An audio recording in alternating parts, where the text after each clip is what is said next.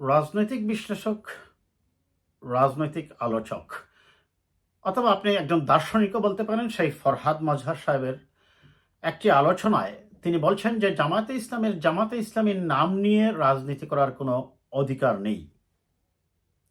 কেন তিনি এই কথা বললেন হঠাৎ করেই? কারণ তিনি সাধারণত যে আলোচনাগুলো করেন সেটা অনেকটা ধর্মীয় সংগঠন বা ধর্মীয় কনসেপ্টের প্রতি এক ধরনের সহানুভূতিশীল আলোচনাই করেন, এবং সেভাবেই আমরা তাকে চিনি। কিন্তু হঠাৎ করে তিনি জামাতে ইসলামী এই নামে তারা রাজনীতি করতে পারবেন না। এখন এই করতে পারবেন না কথাটার সাথে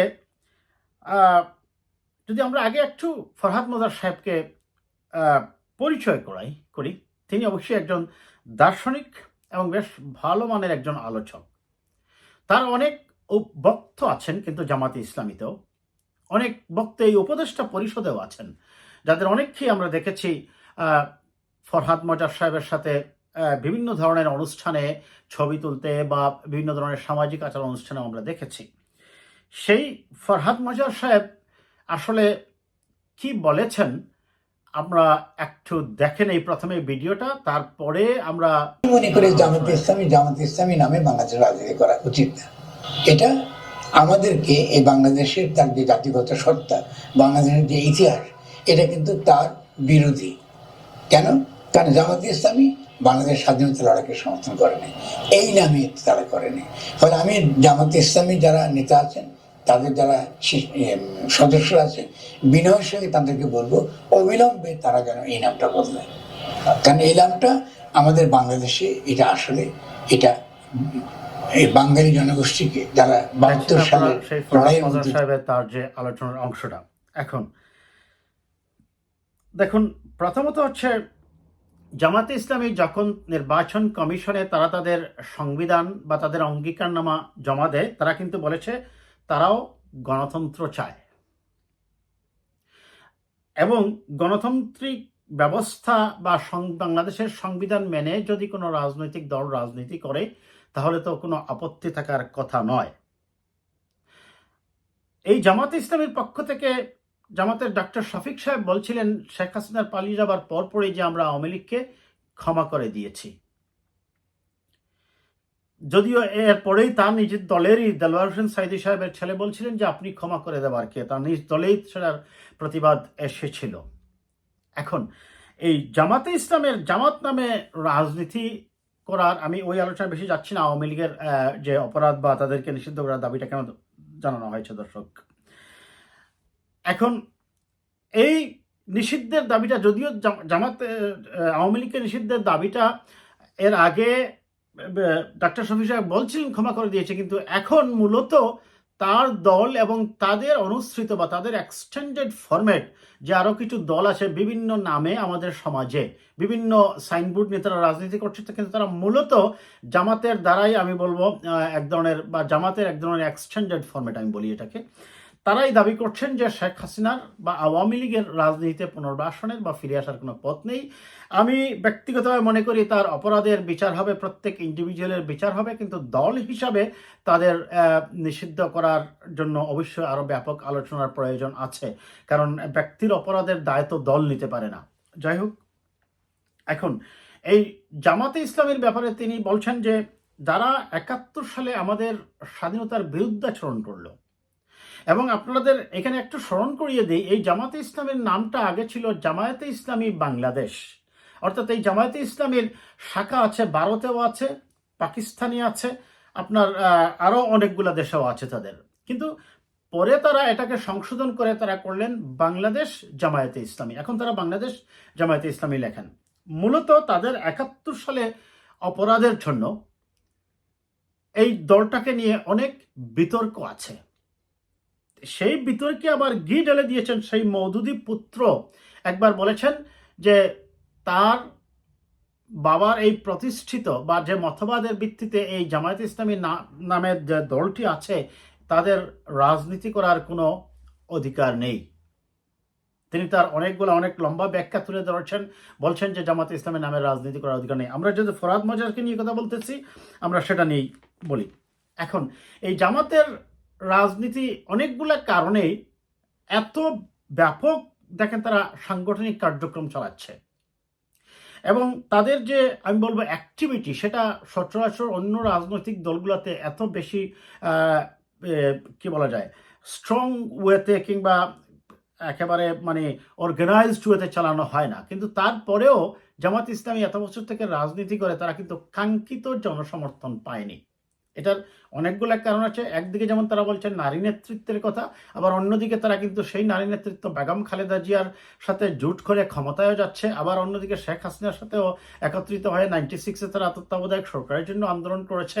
অর্থাৎ দেখা যাচ্ছে যে আদর্শ নীতির থেকে তারা যখন যেটা প্রয়োজন, যেটার দ্বারা স্বার্থ হাসিল হয়, ওই দিকেই তারা কিন্তু ঝুঁকতেছে।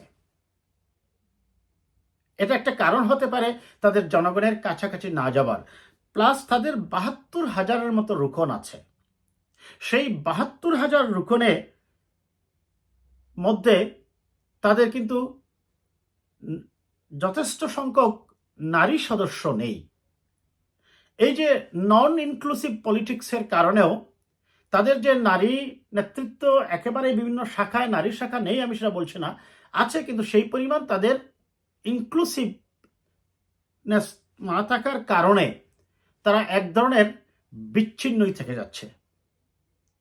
এবং ভোটারের মধ্যে যে নারী ভোটার নেই তাদের তা বলছি না, কিন্তু নারী নেতৃত্ব নিয়ে যদিও ডাক্তার শফিক সাহেব কিছুদিন আগে একটা কথা বলছেন যে আমরা মহিলাদেরকে বুরকা পরাতে বা হিজাব পরাতে বাধ্য করব না, তারা তাদের থেকেই, আমরা যদি সমাজ পরিবর্তন করি তাহলে তারা তাদের নিজের থেকেই সেই বুরকা পরা বা হিজাব পরাতে তারা অভ্যস্ত হয়ে যাবেন। সেটা আমি মনে করি তিনি যথার্থই বলেছেন। কাউকে বাধ্য করতে গেলে তো আরও সমস্যা দেখা দেবে, অন্তত পশ্চিমা বিশ্বের মিডিয়াগুলা এটাকে আরও নেগেটিভভাবে উপস্থাপন করার চেষ্টা করবে। এছাড়াও জামাতের রাজনীতির ক্ষেত্রে আরও যে ব্যারিয়ারগুলো আছে সেটা হচ্ছে যে অন্য সব দলেই, যেমন আওয়ামী লীগের সংখ্যা লঘু যারা আছেন, আমি সংখ্যালঘু বলতে রাজি নই, তবুও যারা সংখ্যায় কম আছেন সে হিন্দু ধর্মাবলম্বীরা মূলত আওয়ামী লীগের রাজনীতির সাথে বেশি জড়িত। বিএনপিতেও হিন্দু ধর্মাবলম্বীরা আছেন, কিন্তু জামাতে ইসলামীতে হিন্দু ধর্মাবলম্বীরা নেই। যদি আমরা দেখছিলাম যে চট্টগ্রামে তারা নাকি একটা জামাতের অন্য ধর্মীয় শাখা গঠন করেছেন বা জামাতের হিন্দু শাখা গঠন করেছেন। আমি জানি না এটা কিভাবে হয়, কারণ জামাত যদি ধর্মীয় বেসিসে রাজনীতি করে কিভাবে তারা হিন্দু শাখা গঠন করতে পারে আমার এটা বোধগম্য হয়নি। যাই হোক, এর কারণেও তারা এখান থেকেও এক ধরনের দূরে সরে যাচ্ছে তাদের ভোটের সংখ্যার হিসাবে। তারপরে আসেন, আপনাকে তো এটা মেনে নিতেই হচ্ছে, বাংলাদেশে এখনো 10%-এর মতো হিন্দু সম্প্রদায়ের বা খ্রিস্টান বৌদ্ধ মিলে 10%-এর মতো ভোটার আছে। এই ভোটগুলোর থেকে তারা টোটালি কি থাকতেছে, অফ থাকতেছে। এটাও তাদের পিছিয়ে থাকার আরেকটা কারণ হতে পারে। তারপরে আসেন, কেন জামাতে ইসলামী নামে রাজনীতি যে করতে পারবে না সেটা তার ব্যাখ্যার যদি আমরা যাওয়ার আগে এই কথাটাও বলি যে আপনারা দেখবেন যারা জামাতে ইসলামী করে, যে মনে করেন বিএনপি করে, যে আওয়ামী লীগ করে, সে তাকে জিজ্ঞেস করলেই বলে আমি বিএনপি করি বা আওয়ামী লীগ করি, কেউ কমিউনিস্ট পার্টির কথা বলে আমি কমিউনিস্ট পার্টি করি বা জাসদ করি। কিন্তু জামাতে ইসলামী যারা করেন বা অনেক ক্ষেত্রে ছাত্র শিবিরের ক্ষেত্রেও সেই জিনিসটা হয়, আমরা দেখছি। যদি জিজ্ঞেস করেন যে আপনি কোন পার্টি করেন, তারা যদি জামাতে ইসলামী বা ছাত্র শিবিরের রাজনীতির সাথে যুক্ত থাকেন তারা কিন্তু বলতে চান না। অনেক সময় ঘুরিয়ে পেঁচিয়ে বলেন এই ইসলামী আন্দোলনের সাথে আছি বা দেশের ভালোর জন্য আমরা কিছু করি, এই ইত্যাদি ইত্যাদি, কিন্তু দলের নামটা তারা বলতে চান না। এইটার একটা কারণটা হচ্ছে তারা ইমপ্লান্ট পলিটিক্স করেন। এই যে ঢাকা বিশ্ববিদ্যালয়ের ছাত্রলীগের কমিটির মধ্যে শিবিরের ছেলে ঢুকে গেল, এখন শেখ হাসিনার পালিয়ে যাবার পরে সে কিন্তু বের হয়ে এসে ঢাকা বিশ্ববিদ্যালয়ের ছাত্র শিবিরের সেক্রেটারি হচ্ছে। এই যে এক ধরনের এটাকে কি বলা যায়, ধূর্ত শিয়ালের আচরণ বা এই ধরনের এক ধরনের নীতি বিরোধী কাজ, অপরিচ্ছন্নতা, এটার কারণেও মানুষের কাছে তারা এক ধরনের বিতৃষ্ণার কারণ হয়ে দাঁড়ান। তারপরে আসেন আপনার এই যে সমন্বয়কদের ব্যাপারে, একজন সমন্বয়ক তাদের ছাত্র শিবিরের সম্মেলনে গিয়ে বললেন আমাদের আন্দোলনে ছাত্র শিবির সহযোদ্ধা হিসাবে কাজ করেছে। দেখুন, ছাত্র শিবির যে সহযোদ্ধা হিসাবে কাজ করে, ওই আন্দোলন কিন্তু ছাত্র শিবিরের নামে হয় নাই, ওই আন্দোলন সমন্বয়ক পরিচয় হয়েছে এবং সমন্বয়করা বলেছে তারা কোনো রাজনৈতিক দলের নয়। আর সে কারণেই কিন্তু সকল দল মত পথের মানুষ মাসিভ ওয়েতে অংশগ্রহণ করেছে। এমনকি অনেক জায়গায় বাবাকে আমরা দেখেছি তার সন্তানকে মিছিলে নিয়ে যেতে দিয়ে বলছে, আমার ছেলেকে আমি দেশের জন্য উৎসর্গ করলাম। সেই যে শিল্পী আসিফকে আমি নিজে দেখেছি ভিডিওতে, তিনি তার ছেলেকে নিয়ে এসে বলছেন, আমি আমার ছেলেকে দেশের জন্য উৎসর্গ করলাম, যা বাবা মিছিলে, মানুষের মুক্তির মিছিলে যা, মানুষকে মুক্ত কর। কাজে ওই আন্দোলনটা হয়েছে নিরপেক্ষ বিবেচনায়, কিন্তু সেখানে ছাত্র দলের ছিল, ছাত্র শিবিরের ছিল, ছাত্র ইউনিয়নের ছিল, অন্তত বাম ঘরানার অনেকেই ছিল।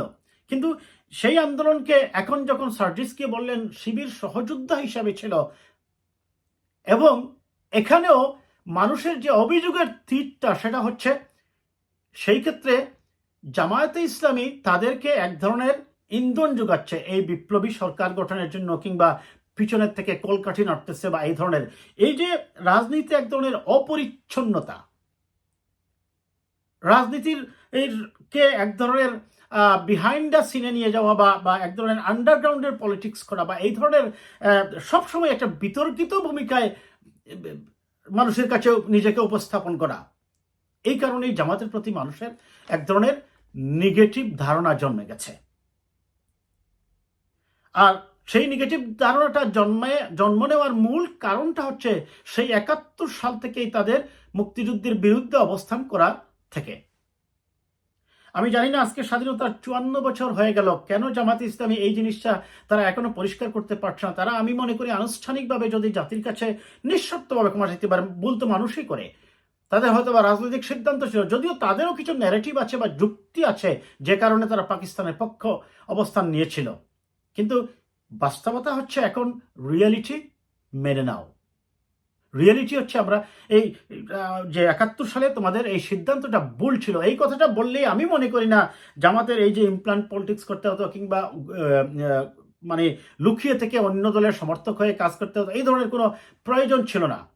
বুক ফুলিয়ে অবাধে তাদের রাজনীতি করার সুযোগ আসতো, এবং মানুষের ভালোবাসায় আমি মনে করি তারা জায়গা পেত।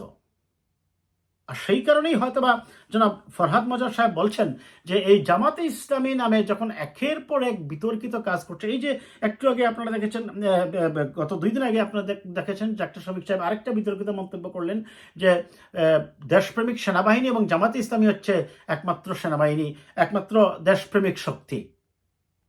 সেনাবাহিনী আমরা অবশ্যই জানি দেশপ্রেমিক শক্তি, ৭১-এর মুক্তিযুদ্ধও দিয়েছে এবং দেশের প্রত্যেকটি বিপদেই তারা এগিয়ে এসেছে। সেনাবাহিনীর সাথে জামাতের মতো এই ধরনের একটা বিতর্কিত দলকে কেন উনি কম্পেয়ার করে এটা বলতে গেলেন, যা নিয়ে সমালোচনা শুরু হয়েছে একেবারে মানে মাসিভ ওয়েতে। আপনারা দেখেছেন সোশ্যাল মিডিয়া এবং ইউটিউবাররা সহ, পত্রপত্রিকা সহ সব জায়গায় এটা নিয়ে সমালোচনা হচ্ছে। কাজেই ফরহাদ মজার সাহেব যে কথাটা বলছেন, তার কথার শেষ কথা হচ্ছে, আমি বটম লাইন টানবো দর্শক, এইটা বলে যে ইয়েস, রাজনীতি করার প্রত্যেকটা মানুষেরই অধিকার আছে। যারা জামাত করেন তাদেরও রাজনীতি করার অধিকার আছে। ফরহাদ মজার সাহেব যেটা বলছেন যে জামাতে ইসলামীর নামে রাজনীতি করার অধিকার নেই, যেহেতু এই দলটি ৭১-এর মুক্তিযুদ্ধকালীন সময়ে দেশের স্বাধীনতার বিরুদ্ধে অবস্থান নিয়েছে। তবে অবশ্যই তাদের রাজনীতি করার অধিকার আছে, অন্য নামে তারা রাজনীতি করতেই পারে। অনেকেরই এই সমাজে আমি দেখি এখন অনেকে অভিযোগ দিচ্ছেন এবি পার্টি হচ্ছে জামাতের ফান্ডে চলে, আপনার এই যে নতুন যে জাতীয় নাগরিক যেটা হচ্ছে এটাও নাকি জামাতের ফান্ডেই চলতেছে বা শিবিরের দ্বারাই পরিচালিত হচ্ছে। একই ছেলে শিবিরের মিছিলেও যাচ্ছে, জাতীয় নাগরিক কমিটির মিছিলেও যাচ্ছে। আবার অনেকে বলছেন যে ছাত্র অধিকার পরিষদ যেটা বিপি নূরের, সেটাতেও নাকি শিবিরের ছেলেরাই গিয়ে পরিচালনা করছে। আমি সত্য মিথ্যা জানি না, কারণ এটা তদন্ত না করে বা নির্দিষ্ট প্রমাণ না পাওয়ার পরে তো বলা যাবে না। তবে যেটাই হোক, আমি মনে করি জামাতের এই ব্যাপারে ভাববার সময় এসেছে, এবং এই তরুণ প্রজন্মকে কেন বারবার আপনারা এই প্রশ্নগুলোর সম্মুখীন করাচ্ছেন? কেন তরুণ প্রজন্ম, আজকের যে নতুন প্রজন্ম, তারা কেন ৭১ সালের এই অপরাধের দায়ভারটা মাথায় নেবে? সে কারণেই হয়তোবা ফরহাদ মজার সাহেব বলছেন জামাতে ইসলামের নামে রাজনীতি করা যাবে না, তবে তাদের রাজনীতি করার অধিকার অবশ্যই আছে। আজ এ পর্যন্তই।